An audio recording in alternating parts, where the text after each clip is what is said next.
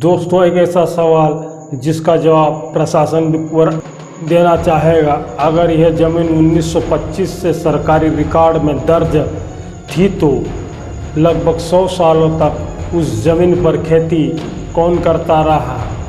और उससे भी बड़ा सवाल, अगर प्रशासन को सब पता था तो कार्रवाई क्यों नहीं की? या क्या कोई फाइल में ऐसा सच छुपा है जो अभी तक सामने नहीं आया?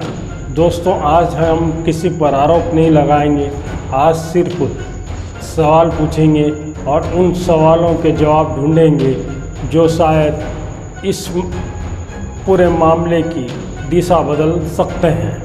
नमस्कार दोस्तों, मैं हूं महिमाराम भार्गव। मध्य प्रदेश के खरगोन जिले की भगवानपुरा तहसील का एक छोटा सा गांव दगड़खेड़ी, लेकिन आज यही गांव पूरे इलाके में चर्चा का विषय बना हुआ है। एक तरफ आदिवासी किसान कहते हैं जो कहते हैं कि हम पीढ़ियों से इस ज़मीन पर खेती कर रहे हैं। दूसरी तरफ प्रशासन है जो कहता है कि यह ज़मीन 1925 से सरकारी रिकॉर्ड में शासकीय भूमि है। यहीं से कहानी शुरू होती है, लेकिन असली रहस्य अभी बाकी है। अब ज़रा सोचिए, अगर प्रशासन सही है तो 100 सालों तक का प्रशासन कहाँ था? क्या किसी अधिकारी ने कभी नोटिस दिया? क्या कभी अतिक्रमण हटाया गया? क्या कभी सीमांकन हुआ? अगर हुआ तो उसके रिकॉर्ड कहाँ है? अगर नहीं हुआ तो क्यों नहीं हुआ? यही सवाल इस पूरे मामले का सबसे महत्वपूर्ण हिस्सा है। एक और सवाल, अगर किसान इतने वर्षों से खेती कर रहे थे तो क्या हर वर्ष गिरदावरी हुई? क्या राजस्व अमले ने फसल देखी? क्या किसी रिकॉर्ड में खेती का उल्लेख है? अगर है तो फिर आज विवाद क्यों? अगर नहीं तो इतने वर्षों तक प्रशासन ने देखा क्या? यहीं से यह मामला सिर्फ ज़मीन का नहीं, प्रशासनिक जवाबदेही का भी बन जाता है। लेकिन इस कहानी में एक और मोड़ है।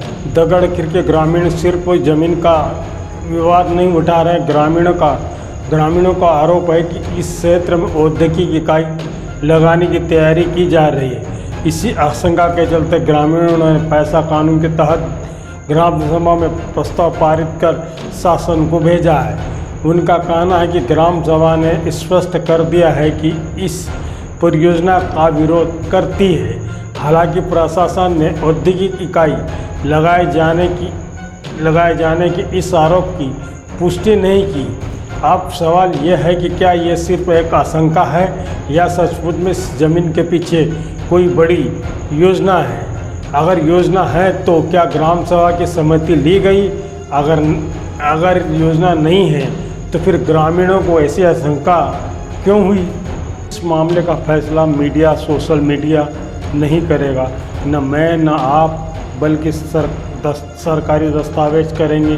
1925 से अब तक रिकॉर्ड, सीमांकन, नोटिस, कार्रवाई और उन अधिकारियों की फाइलें जिनके कार्यकाल में ये सब हुआ, उसकी विस्तृत जांच होनी चाहिए, वो भी समय अवधि में।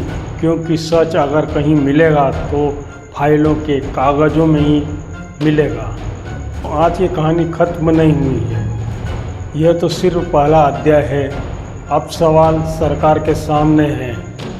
अगर ज़मीन 1925 से सरकारी थी तो लगभग 100 सालों तक प्रशासन क्या करता रहा?